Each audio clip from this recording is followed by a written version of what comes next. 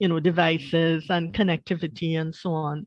And then one of the things I learned from my students in teaching them, these would be TVET teachers, in-service teachers, they said that the parents were asking for more asynchronous sessions because the students were experiencing a lot of screen fatigue, having to do, continuous learning online during the pandemic as the COVID-19 pandemic caused the lockdowns to stem the spread of the disease. And we are all familiar with that. So I'll go into my literature review, and Industry 4.0 built on the previous industrial revolution. So I'll just go back here.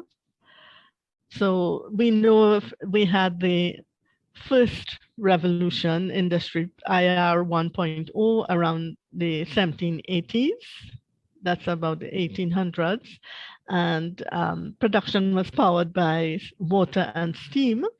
And that led to some loss of manual jobs, but we did have an improvement in the quality of life with regards to transportation because we now had railroads. And that was followed by IR 2.0, Industry 2.0, when we had the invention of electricity around the 1900s. And then we had this mass production on the assembly line. Then we proceeded. While we are having these changes, we have advancements in technology. So then we had the emergence of Web 1.0, which was the read-only web, and that facilitated or enabled Education 1.0, which sadly was characterized as transmission.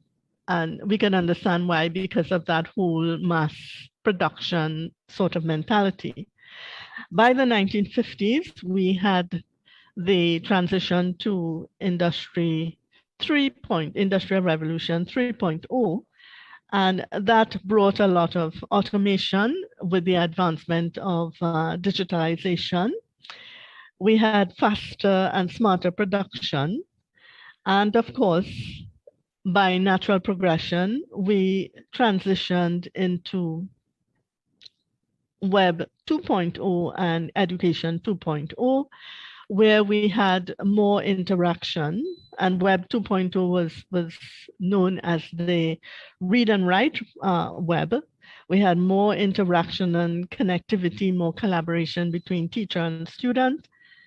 And by 2006, we had the introduction of Industry 3.0, which allowed for ubiquitous learning, teaching and learning, that is teaching anywhere, access at any time. And so we had Web 3.0, which enabled more collaboration, and that web was known as the semantic web. We had more collaboration between teachers and students anywhere and anytime.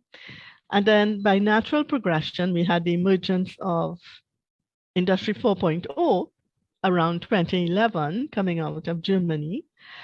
And that brought a lot of disruption because we now had this emergence of, well, not now, but the growth in artificial intelligence and big data, which allowed for a lot more development of the computerization and the digitalization of the production lines, and also using the same kinds of technology as we have heard before in education.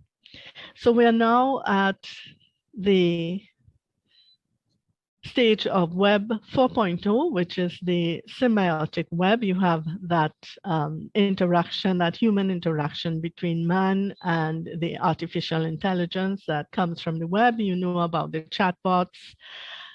You have things like Alexa, where you can voice in your query or your research question, and Alexa will help to find it for you. On the web, all you do is to have access to the technology.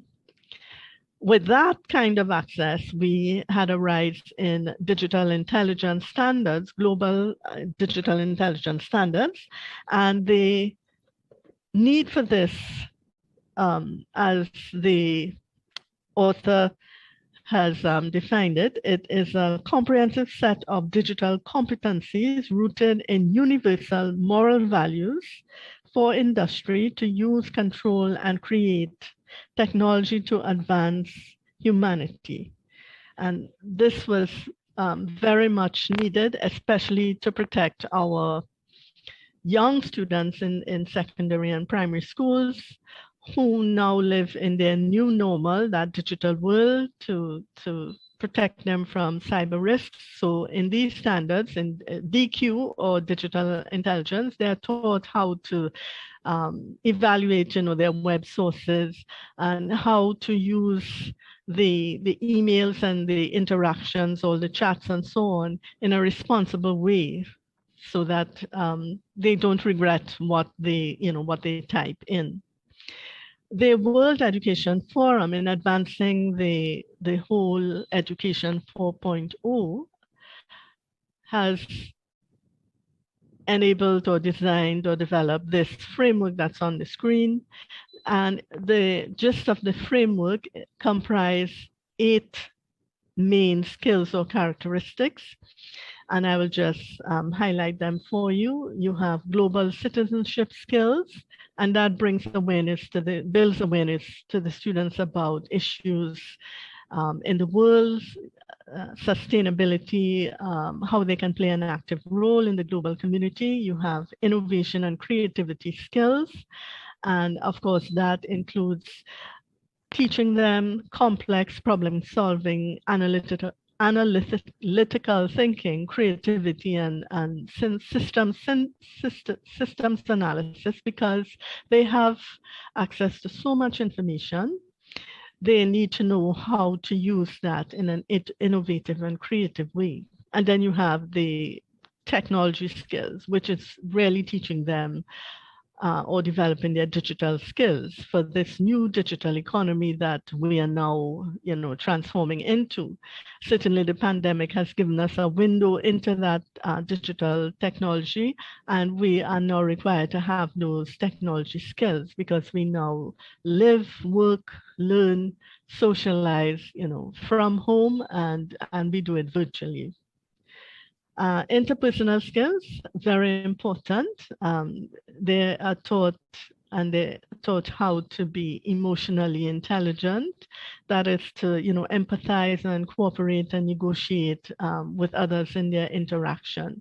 Certainly online, we do a lot of that. And we can do it even more now because we don't have to be in the same place at the same time. We do it virtually. And so we have to know how to speak and write in a way that would be respectful to others. Personalized and self-paced learning, of course, again, the new normal in the digital world allows us to access learning at any time. And so learning has to be flexible. So we are taught how to use you teach students and you accommodate for that flexibility in designing your teaching sessions for students, for your learners. Accessible and inclusive learning, and this is where we want to include all students, not just those who have access to the school buildings, but those who are unable to do so. You think about those with disabilities and special needs. We have to incorporate a lot of assistive technologies so that we can reach all students. And then you have problem-based and collaborative learning that involves content delivery that exposes students to problem-based learning. It requires them to collaborate in that process so that they can develop their collaborative skills and their problem solving skills. And lastly, but not least, you have lifelong and student-driven learning. So the teaching and learning is very student-centered. And because of the access to information, all the tutorials on the web, the amounts of information we have, students can be taught how to be lifelong learners even after they leave our classrooms, be it virtual or face-to-face. They can continue their own development, especially with the advancement in technology and taking, professional courses, short courses, and so on.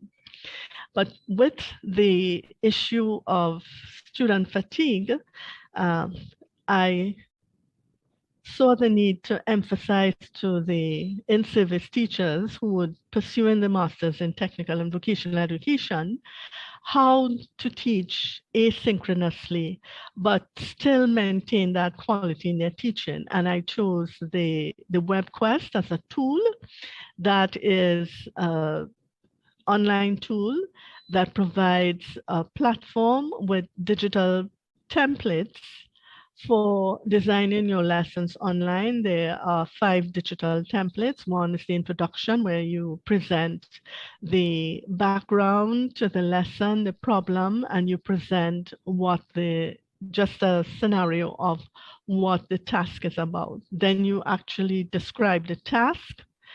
Next, you do the process, that's the steps for achieving the task. You evaluate, which would be your assessment in terms of a quiz or some kind of rubric if they have to do a presentation. And then you have the last template, which is the conclusion, where you sum up the learning and you point students to further resources to continue their learning.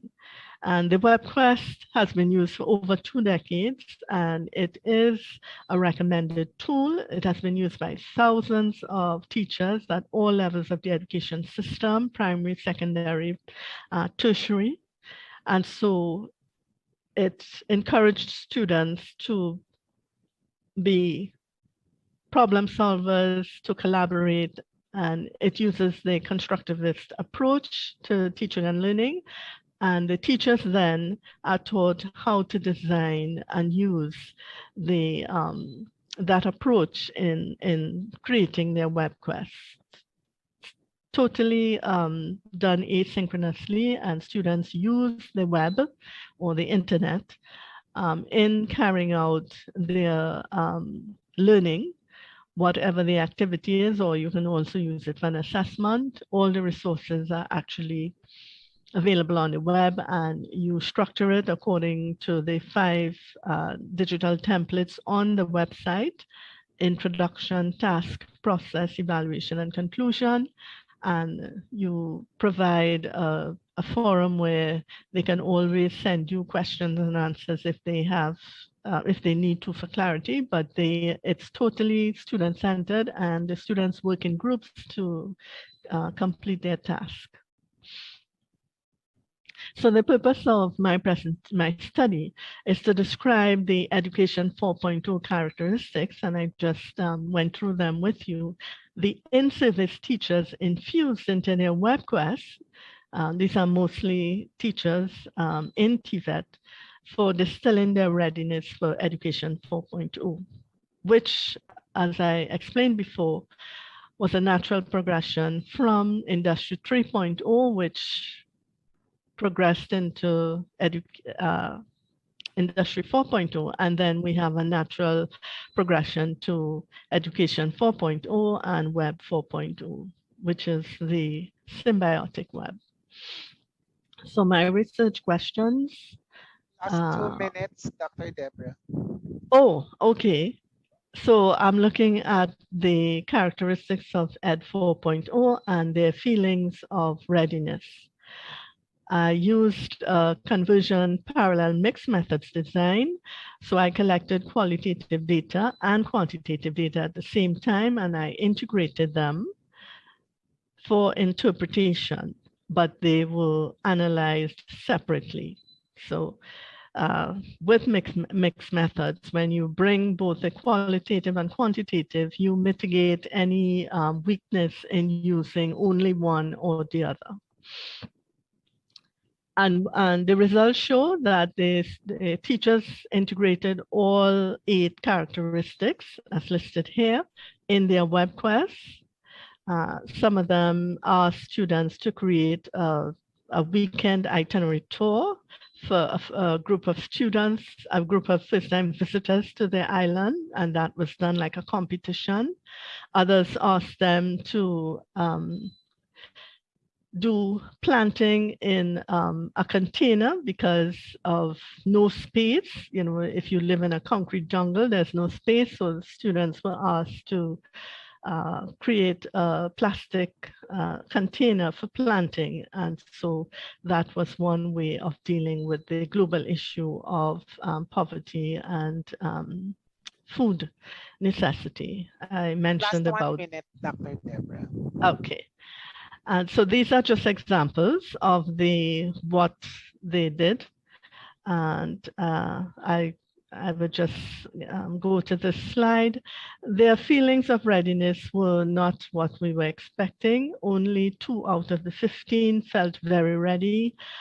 2 felt ready and 1 felt somewhat ready, and 10 gave no response. So it means then that we need to do more development there for the teachers in terms of teaching them how to be comfortable with the Education 4.0 framework.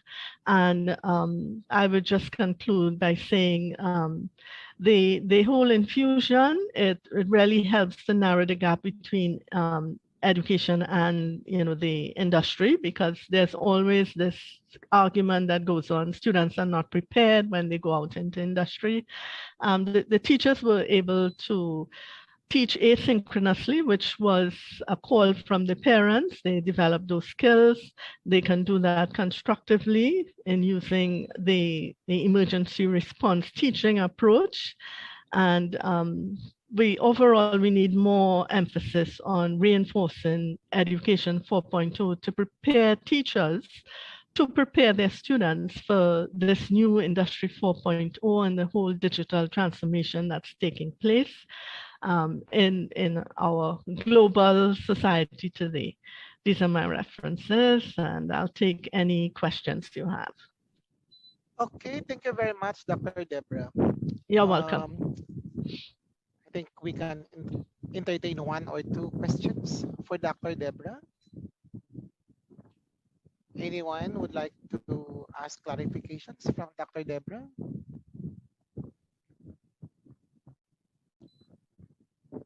I think no one. Anyway, if we have still time at the end, then I see Joshua Chakuri. Joshua. Yeah, sorry, Joshua. Do you Yes. have clarifications? Yes. Go ahead, I'm here. Dr. Joshua. Okay. No, is my hand up? Oh, that's a mistake. Please. Okay, that's fine. Okay. That's fine. Okay. Thank you so much, Dr. Debra. You're welcome. And you may stop sharing for now. Okay. So, may I call Dr. Juliet from South Africa, if you're around? Or if not, Dr. Joshua. Dr. Joshua, are you ready?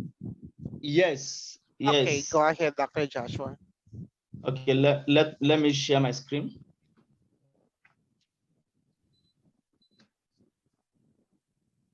Just hold on, please.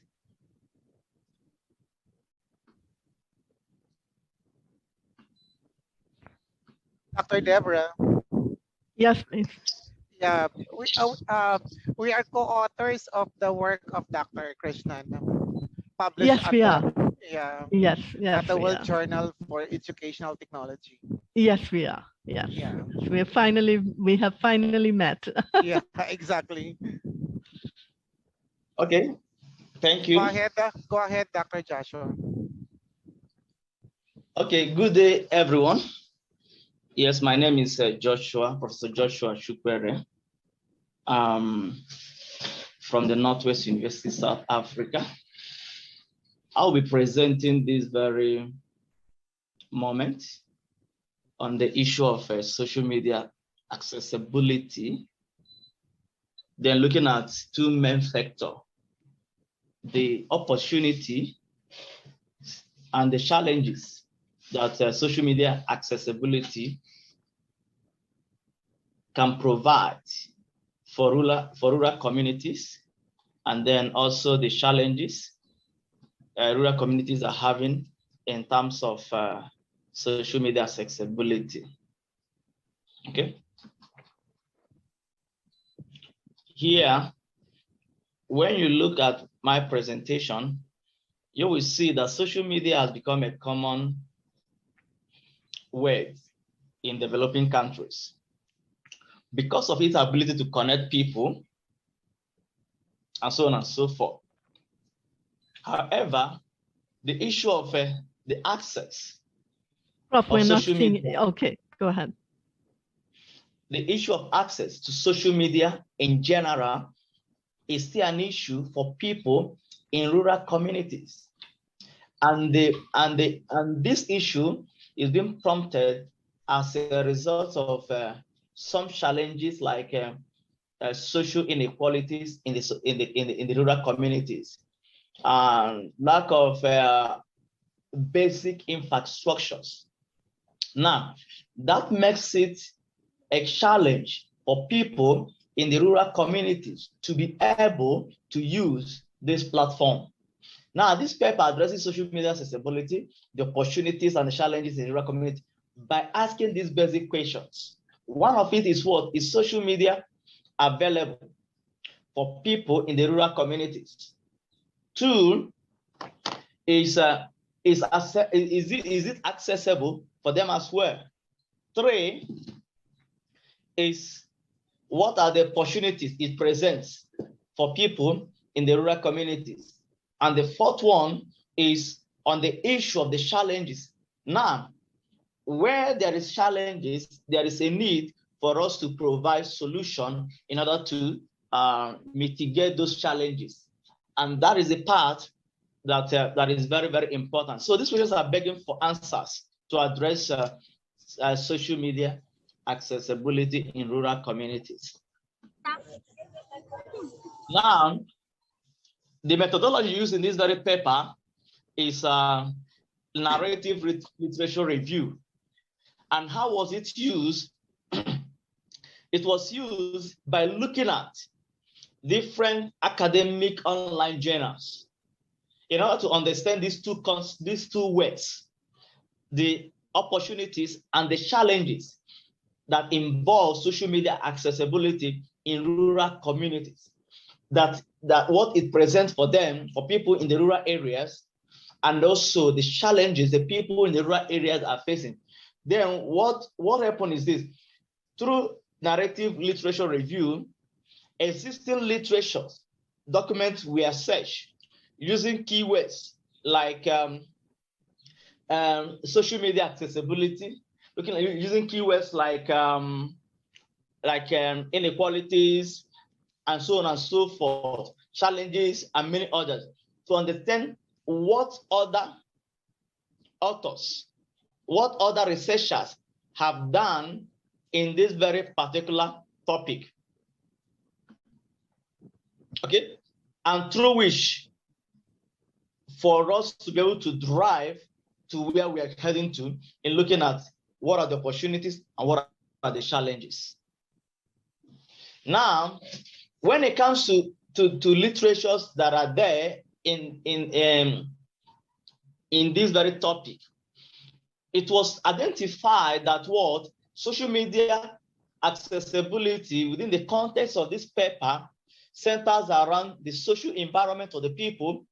It also centers around the digital technologies, products and services through which social media can provide to the people.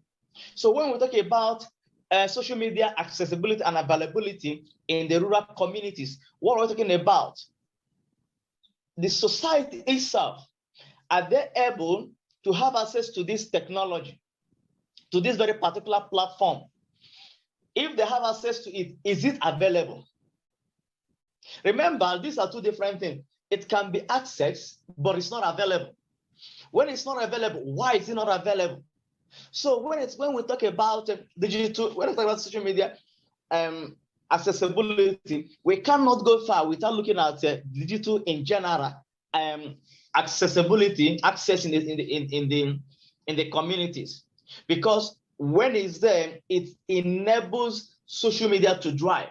For example, for us to say that people in the rural communities will use social media, what are they looking at?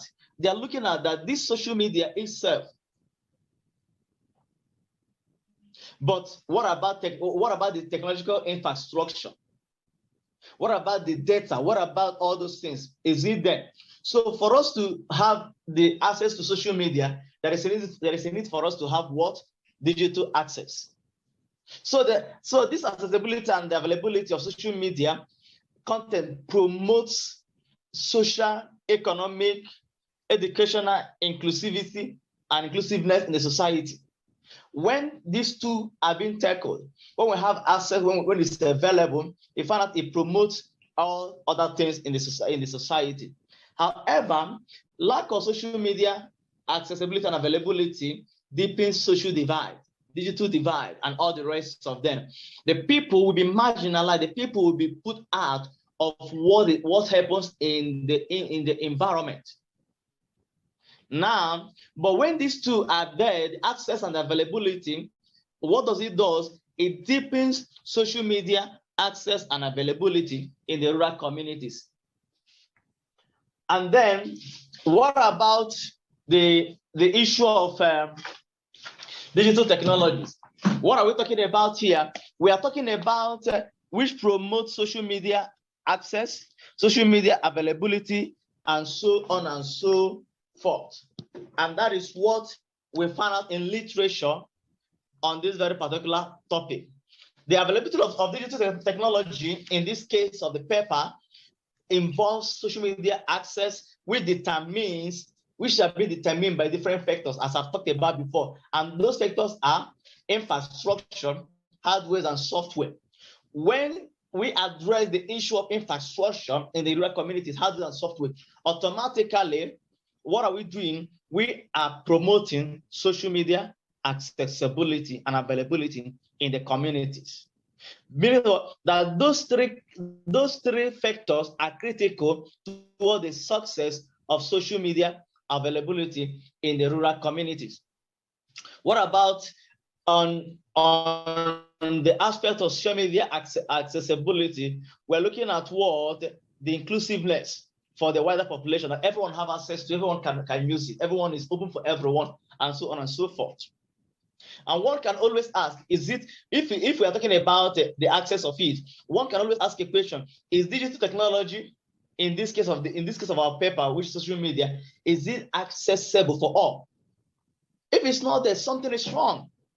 Okay, so looking at the what you have, the figure you have in front of you, this very figure provides all different factors that brings about, that affect social media accessibility in the communities. One of them is awareness.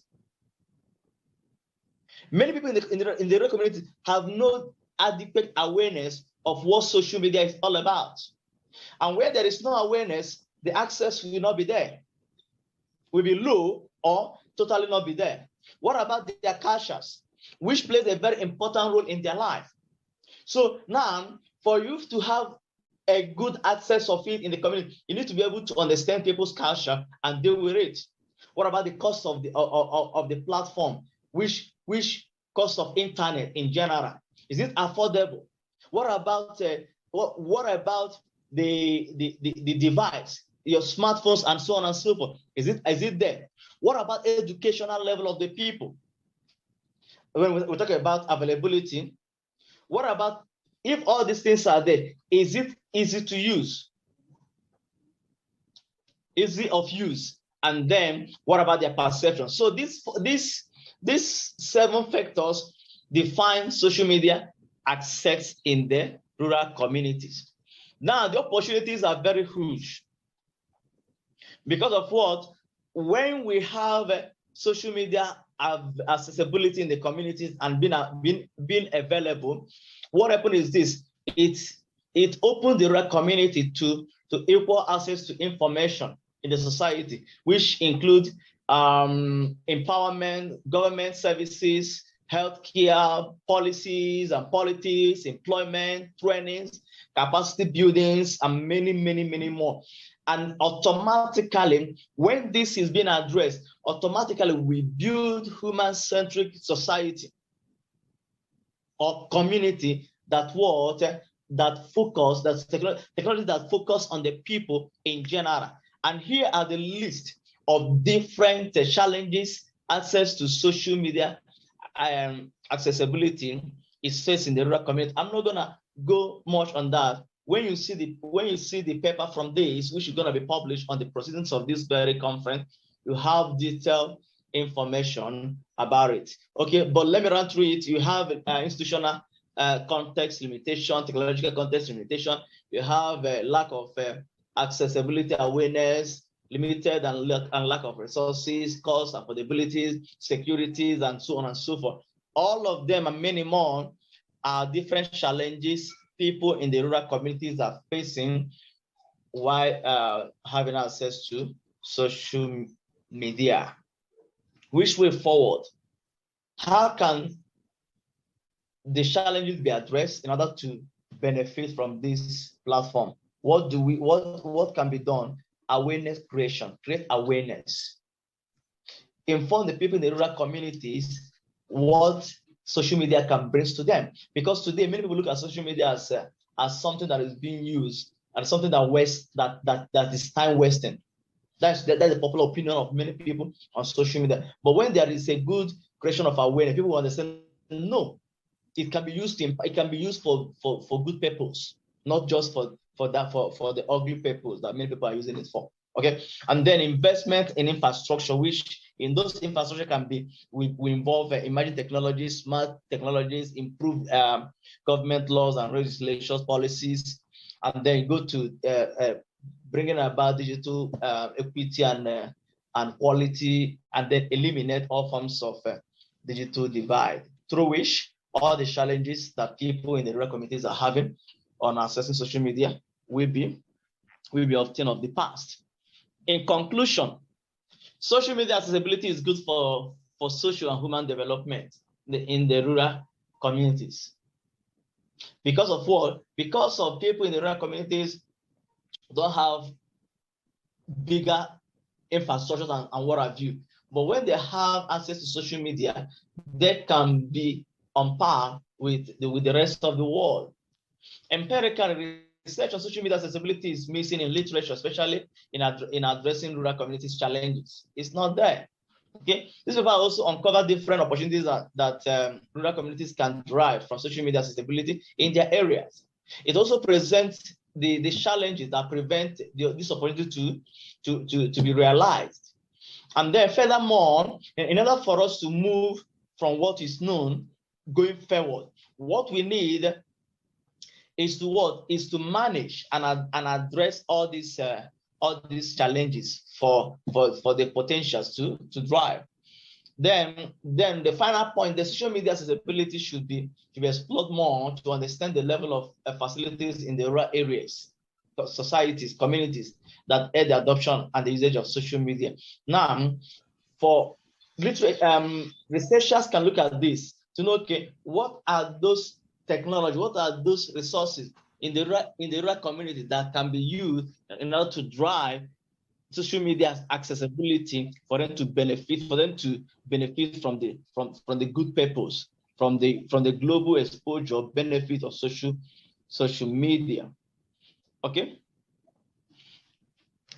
Here are the details for further discussion, for further questions, research, collaborations, and so on and so forth. And here is also for journal purposes and everything for anyone who wants to, because if you look from my background, which I put up before, on the background which I put up before, on this background right now, you see there is a journal there, which you can also contact for publication in that very journal. Thank you.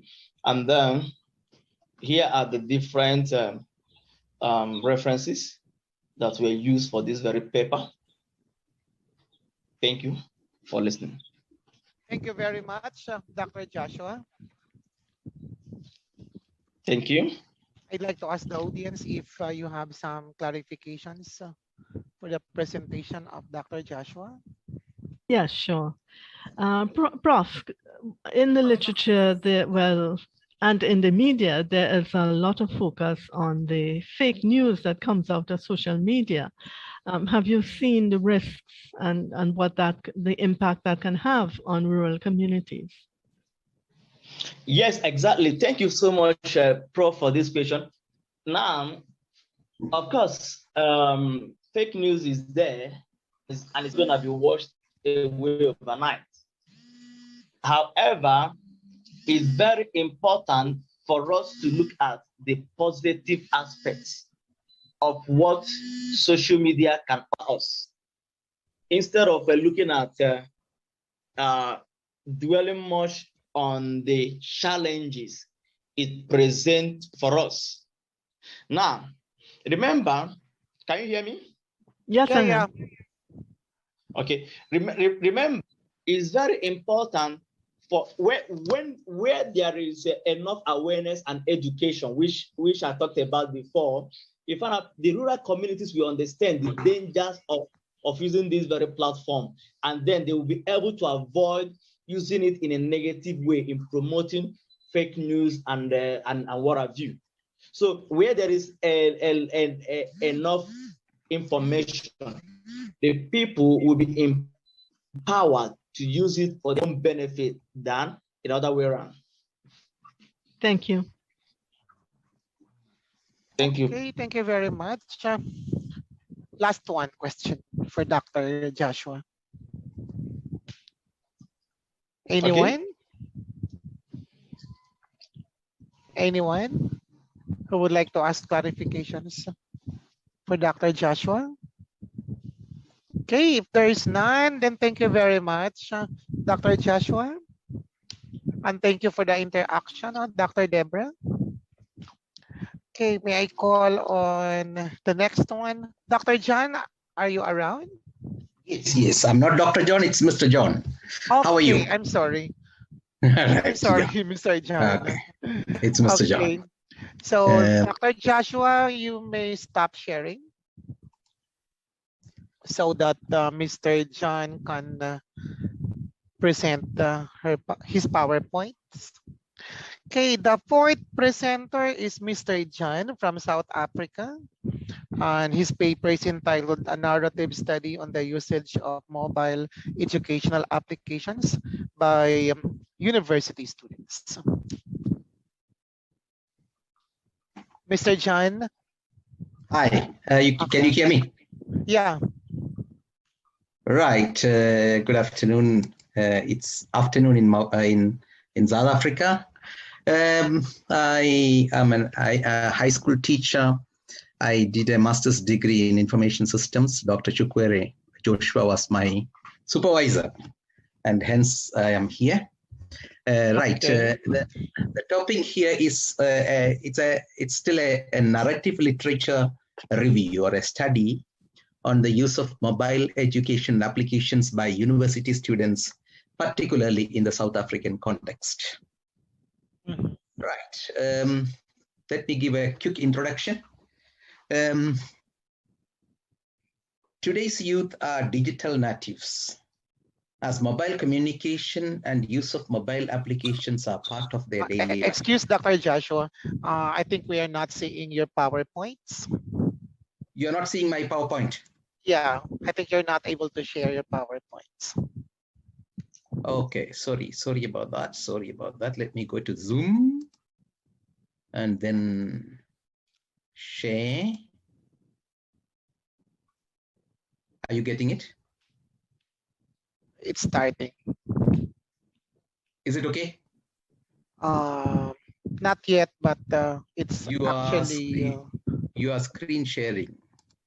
Yes. You can't. It's about it says here started to share screen. Maybe Give it some time. Give it some time. Yeah, that's correct. We'll wait for some time. Oh, okay, it's there already. Oh, it's already there. Yeah. You are on the cover page. Am I right? The front page.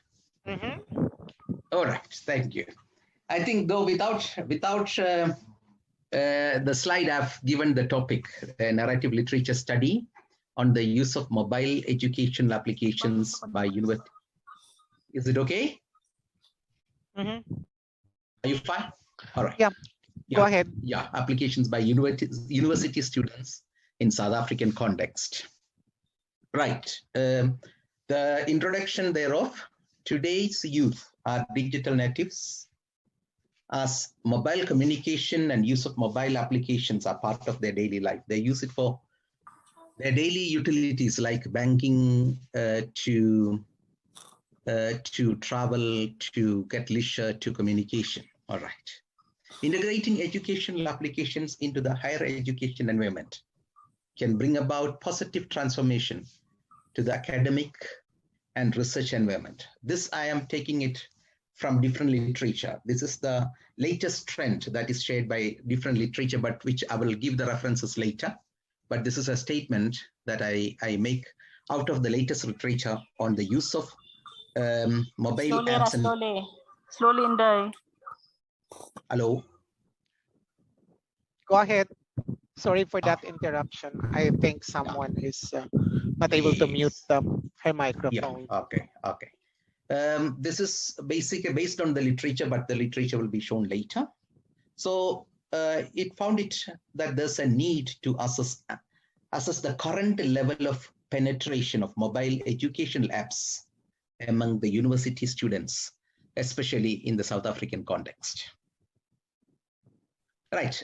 These are some concepts and some ideas that are floating around in relation to this topic in different literature, but I'm just putting it as the building blocks towards this topic.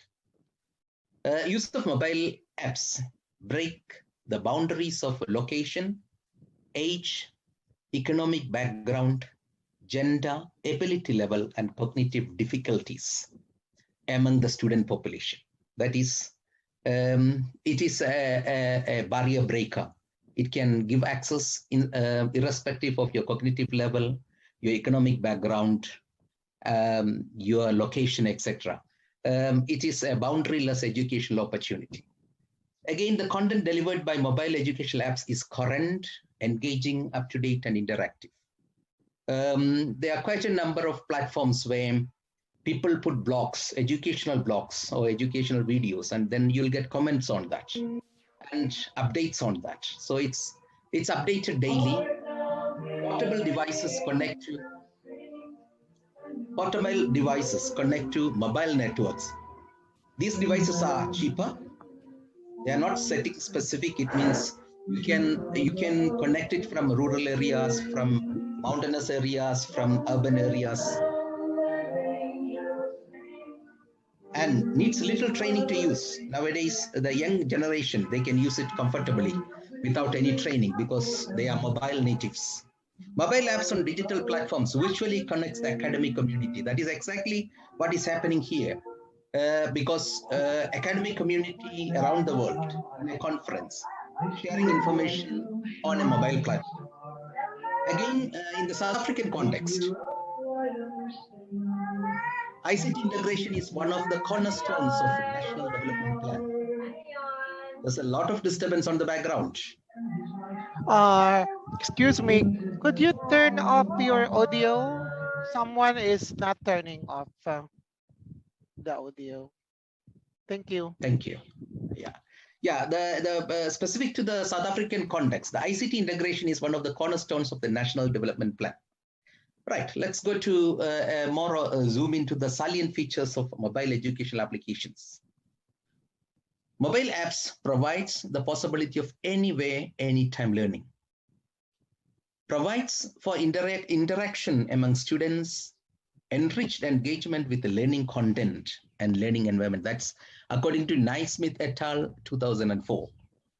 Learning becomes boundaryless, breaking the digital divide in learning, and affords multiple learning platforms, according to Drigas and Angelicas, 2017. That is, you get information from one platform, one network, one education lab. You can vet it against the available information, different education labs and platforms.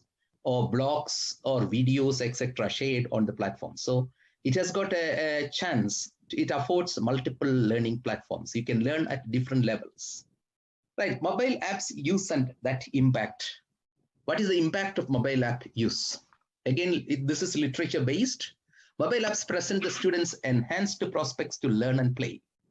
So you learn, they play because it's a share. They share information, they teach each other. There's a community of learners, community of academics sharing information. So prospects to learn whilst playing. Number two, mobile and emerging technologies are helpful tools in academic sphere, according to Mohammadi et al. 2020. That is an important one. Mobile and emerging technologies are helpful tools in the academic sphere. Mobile apps assist students to interact with course material and to establish a cooperative learning environment. That is according to Majid 2014. Mobile-based learning promotes critical thinking, problem solving, participatory and collaborative learning. So all learning theories, latest theories and concepts and the pillars are joining together here in this statement, according to Mohammadi et al. M-learning promotes learning on the move with open access to skills, knowledge, and learning experience. So it imparts skills, knowledge, attitudes, values, and learning experiences. So mobile apps, it has an impact on your learning on the move. That is, mobile apps on the learning process, that is more close to the learning theory. A mobile learning creates virtual learning environments, time real-world connections. So you can have a virtual connection of network of students and academics from different settings. It's a virtual connection, but it's the real-time, real-world connections, because a group of academics, a group of students under the supervision of a teacher in one end of the world can communicate with an expert, a novice, anybody on the other world on the same topic in real time and in real world. But it's a virtual connection. Use of mobile apps motivates students to engage with content, create knowledge, understand learning content better, according to Farah and Abuduf, 2018. Today's students are tech savvy and can adopt emerging technologies quickly. Mobile apps and supported learning provides sustainable access to education within and outside the learning environment. With the use of mobile apps and mobile platforms, mobile technology, learning does not happen within the boundaries of a wall, but it's boundaryless. The last one, use of mobile educational apps can improve students' commitment to learn, active participation, interaction, and engagement with peers and with the content. So these are the impact mobile apps can have, based on the literature, into the real learning process. Now, research motivation, basically we have stated it, but these are the statements. Using suitable mobile apps helps students to personalize learning, enhance students' participation, increase their motivation and satisfaction, improves the quality outcomes, according to Ferreira 2015. The mobility, communication features, and the computational capacity of handheld provides learners with authentic learning activities by stimulating a situated learning environment. That is Jean et al. That is, it talks about handhelds, that it can be a smartphone, it can be your laptop, it can be your Mac, anything, but you move with it, you have a network, you can access apps, you can communicate on social media, you can share information with your colleagues, peers, and your teachers, your lecturers, your professors, and you get real-time feedback. The mobile apps and platforms afford flexibility to access to resources. So it's not from 7 to 5. You access resources anytime, anyway. That is Jaradat 2013. In short, there's an enormous number of benefits attached to the efficient use of mobile education apps. The purpose of this research is to investigate the use of mobile apps by university students in South African universities. Now, research objectives: to determine how students use mobile educational applications in their daily life, number one. Number two, to explore how mobile education applications improve or impact on their studies. Now, the research methodology. Why a research methodology? What is the purpose of a research? The purpose of the research is to find the answer to unsolved problems or to broaden existing knowledge, according to Gounder, 2012. Now, reviews are aimed at delivering the essence of a published literature and to explain its relevance, according to Ferrari, 2015. Lack of consensus, conflicting opinions, and a large volume of information are aspects that demand literature review. And specifically, we used a narrative that is a non-systematic review. Non-systematic review provides a summary of the available knowledge, and there are no recognized guidelines for writing a narrative literature review, according to Jahan, 2016. Right, narrative literature review in focus. The review here, when you are applying NLR, that is narrative literature review, the reviewer applies the personal discretion in choosing the books and the articles for review. This may lead to some biases in the results. Again, the literature review, when it is done non-systematically, that is narrative literature review, is best suited to learn a topic from a broader perspective by evaluating the earlier studies in the area and to identify the knowledge gaps in the area, according to Ferrari, 2015. Narrative literature review results in a qualitative and interpretation of existing literature. That's the purpose. It's to give a qualitative interpretation of existing literature. And narrative literature review can produce valuable results when the focus is narrowed down by applying inclusion criteria carefully. Right. Why I chose narrative literature review for this paper? Number one, the topic. Topic aims to investigate the level of usage of mobile educational apps by university students for academic needs. That is the topic. The core concept behind this topic is mobile learning, or learning by apps, mobile platforms, and mobile technology. This materializes using a set of artifacts such as the mobile communication devices, mobile platforms, educational labs, social media, and this results in a kind of learning term. This is not a formal learning. This is a kind of learning. In this paper, it was termed as a socio-cognitive learning. So you learn through interaction, social interaction, and also sharing of information. The topic has its pillar cast across a vast area of knowledge. And to analyze the same, a narrative literature review is more suitable when considered for a conference paper of this nature. Now the process or the flow chart, the topic identification, we have identified it, mentioned research questions. There were 2 research questions. They were mentioned, the literature review, the method that we used, and the findings and the communication. So we are going to the last phase, that is the finding and the communication. This is the framework. There are 4 pillars, 1 concepts. What are the concepts? Mobile learning and mobile generation of students, artifacts, mobile applications and platforms, impact, learning using mobile apps and platforms, social communication, interaction, and exchange of information. And the findings as per literature evidence in relation to the research questions. This is basically the framework on which this short research was done. The findings, these are the findings. The findings of the study points to the existence of a delicate but a healthy mode of learning supported by mobile platforms, mobile apps, and technology. It means they exist, apart from a formal setting, they exist a mode of learning happening through interaction using mobile platform, mobile apps, technology, and social interaction. University students use mobile apps, technology, and social media platforms expansively for academic and non-academic purposes.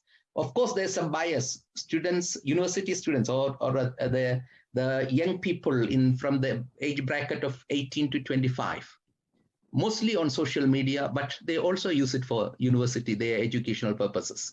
The shift could be towards the social aspect, but they are using it for academic purposes as well.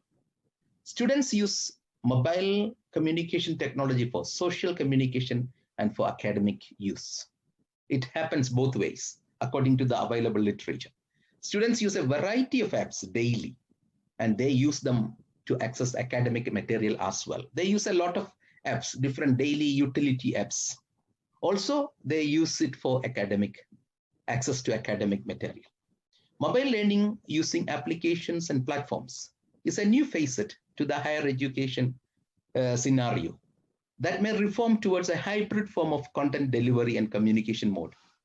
In fact, it is already taking place because of the COVID penetration, and also many institutions got shut down. They have to use in hybrid form, but mobile apps specifically has a role there. The use of mobile educational apps among students is going to explode exponentially with the new technology innovations. If the basic statement that I want to make there is that if quality apps with narrowed scope and ability to deliver results are produced, I think students will cling to that rather than classroom or lecture room deliveries. In essence, mobile learning takes place in a global environment, and it is complemented by a multitude of components. The fitting integration of mobile technology in a socio-constructivist learning environment enhances the learning process at all levels. The last one, mobile educational applications will enable an effective and efficient form of hybrid learning. Thank you. Open to questions. Okay, thank you very much, Mr. John. Yes. So we'll have the Q&A. Any clarifications, any questions for Mr. John? Yes, please. Mr. John, under the impact of the mobile use of mobile app in education, I noticed that you did not mention any negative impacts, but the literature does show that it has a negative impact on their ability to write, that's their writing skills because of the language that's used.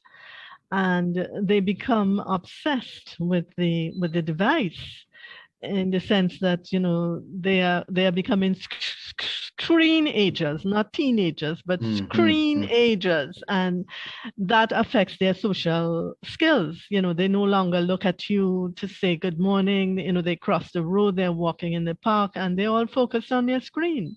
So they're developing antisocial behavior. I was wondering why that was not highlighted. Yeah, that is a fact, but the scope becomes bigger for a paper like this. But that is a fact that there is a tendency that they are addicted to their devices. They are consumed by social media. They are consumed by this literature evidence, large amount of literature evidence on that. But to narrow down the scope, what apps? What is the role of educational apps in a higher education environment? That is why I narrowed it down. But exactly word by word, what ma'am has mentioned now is happening, and there's literature evidence to that. It's just that I left out in the scope of the paper. There's massive literature evidence and established researchers. That is a fact. And also the language skill. You know, they use this. Before B number 4. You see those the terminology. They can't write. They can't comprehend. They can't concentrate on proper writing cognitive skills. It's a fact. It is happening. Thank you. Okay, thank you very much, Mr. John. Thank you very much, Dr. Debra, for participating. Last one, question. Okay, if there is none, then we go to the fifth. Thank you so much, Mr. John. Thank you for having me. Stop sharing so that the next one can share. Yeah. May I call Dr. Masana? Dr. Masana, are you around? Or Dr. Juliet? Dr. Juliet, are you around? Hello, Masana. It's Mrs. Okay, Dr. Masana. Yeah, Dr. Masana. Mrs. Dr. Masana. Masana. Okay. So our fifth presenter is Dr. Masana from South Africa. Her paper is on state of medical record systems and the adoption of cloud-based medical record system in public healthcare facilities in Free State. Ladies and gentlemen, please welcome Dr. Masana.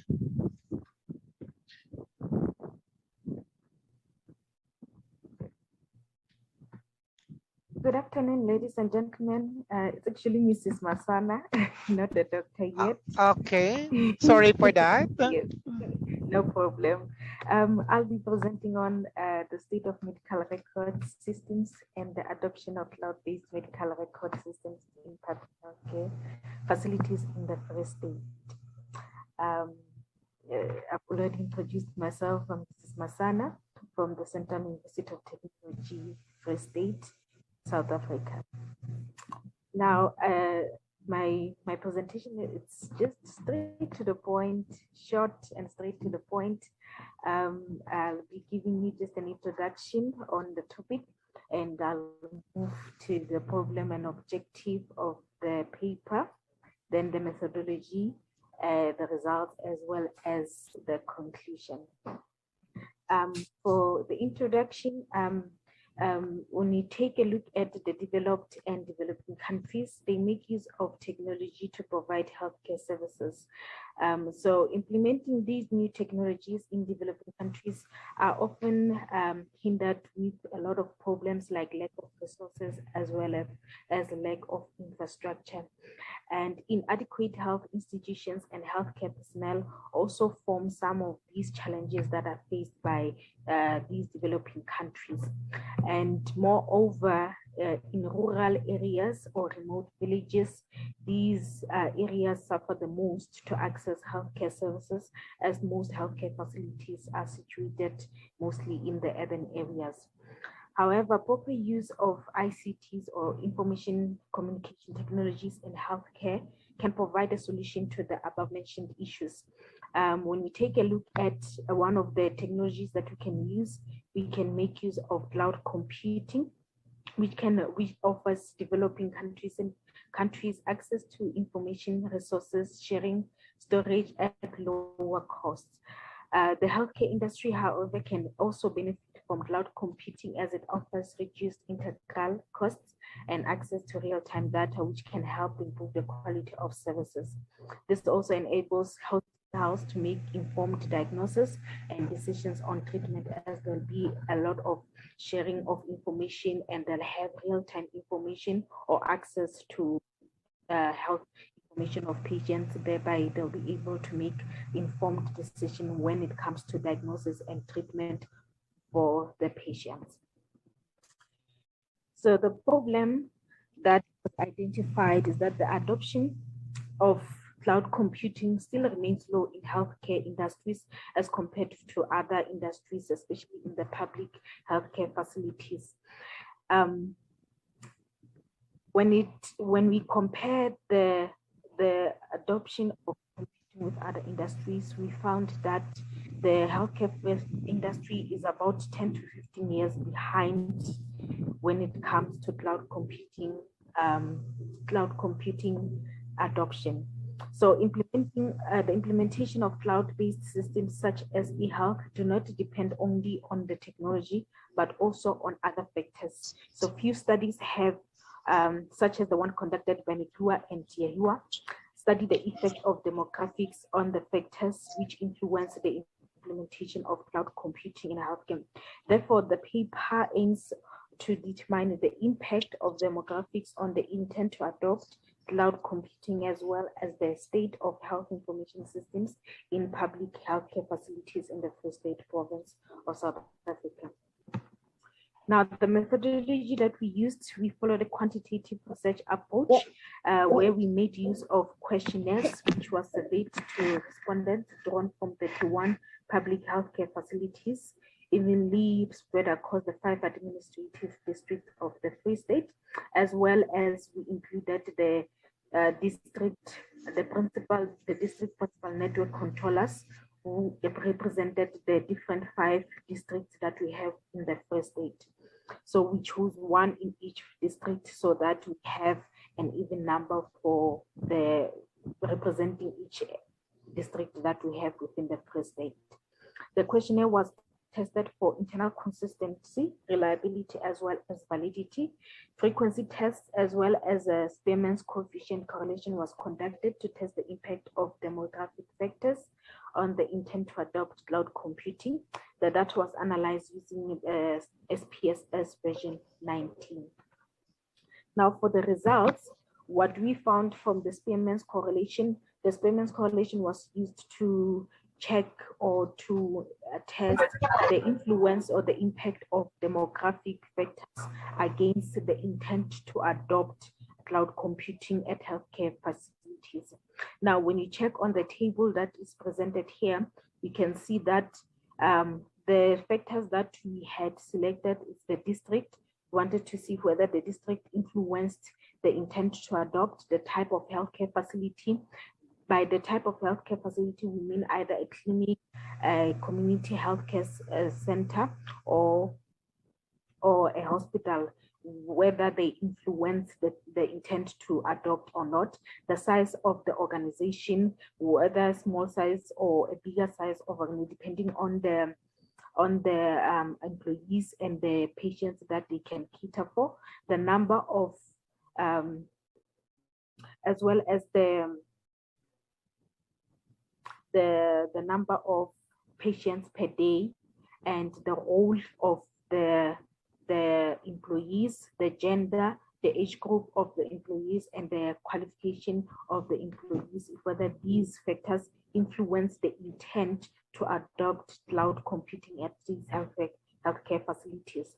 So according to the results, when we ran the Spearman's coefficient correlation, showed that none of the demographics have any significant impact or influence on the intent to adopt cloud computing.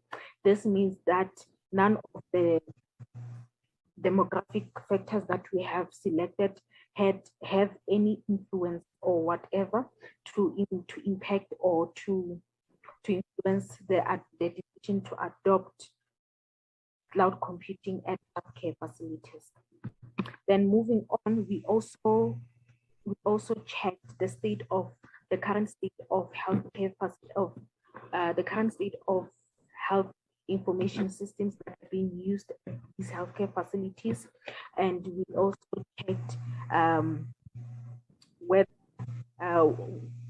the current patient management system for capturing, processing, and storing patient data on the ease and convenience of the paper-based system to better understand it, and as well as the security and reliability of the paper-based system that is being used currently at some of these healthcare facilities.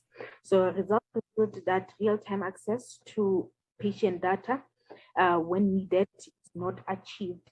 This means that when the healthcare personnel needs to have access to a patient's records, they do not have that instantly because of the paper-based system that is being used currently at these healthcare facilities.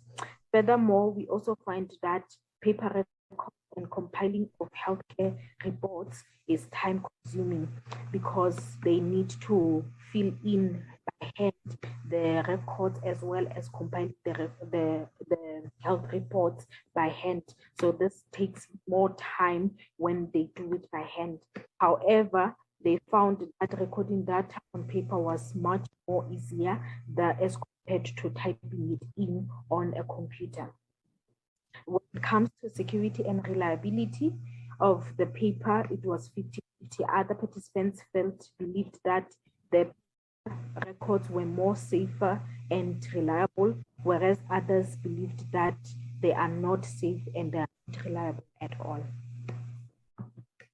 And in conclusion, the need for healthcare services is forever increasing across the globe with the growing population and the of new diseases. Cloud computing offers the health industry the opportunity to provide quality health services in a cost-effective manner. However, successful cloud computing adoption in healthcare necessitates investments in information technology, as well as the awareness of the internal and external factors that can influence the adoption or the acceptance of cloud computing.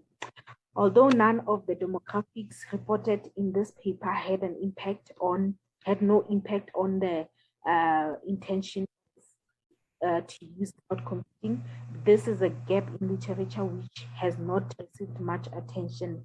You'll see on the paper, on the literature review, there's little papers or literature that have focused on the effect or the impact of demographics on cloud computing adoption in healthcare.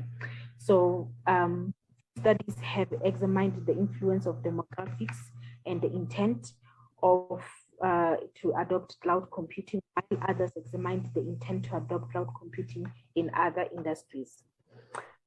So access to a patient's medical data in real time is unachievable with the current health information system. Thus, having one medical cloud-based system was deemed to be a good idea to help improve healthcare.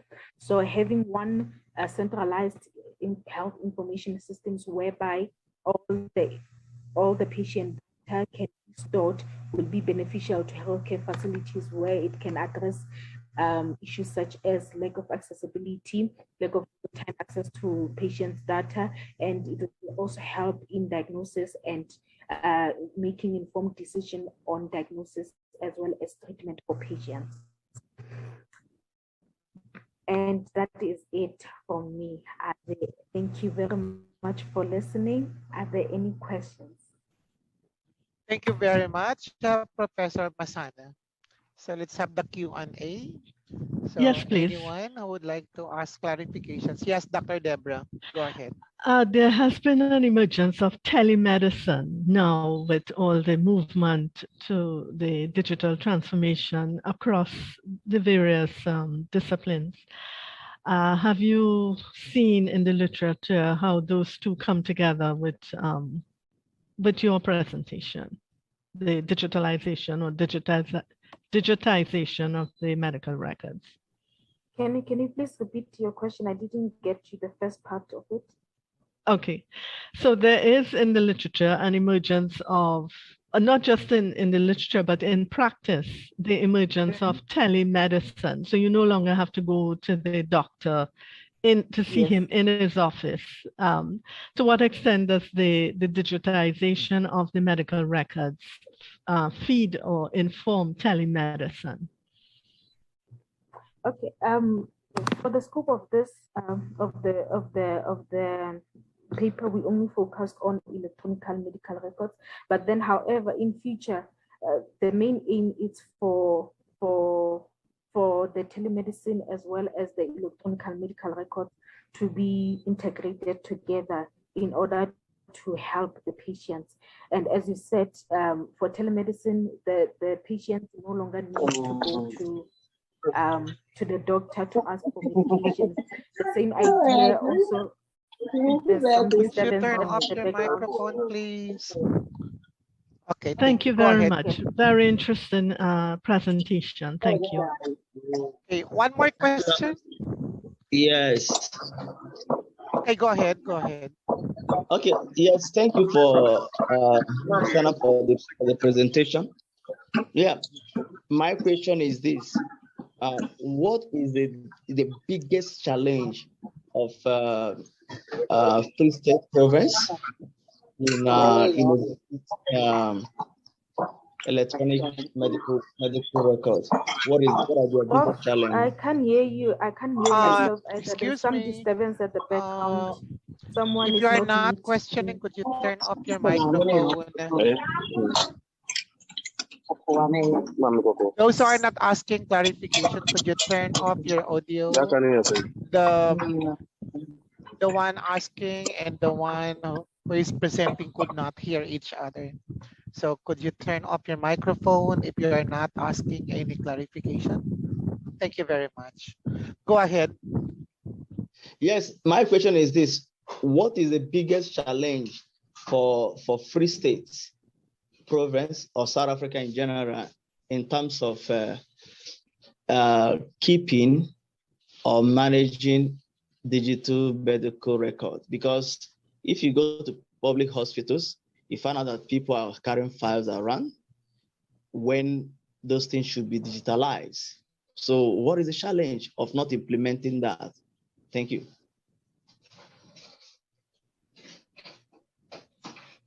Okay. The challenge, what we found, it's mainly have to do with the top management, because when we ran the questionnaires with the employees, they were more than willing to move or to transition from paper-based to electronical or digital.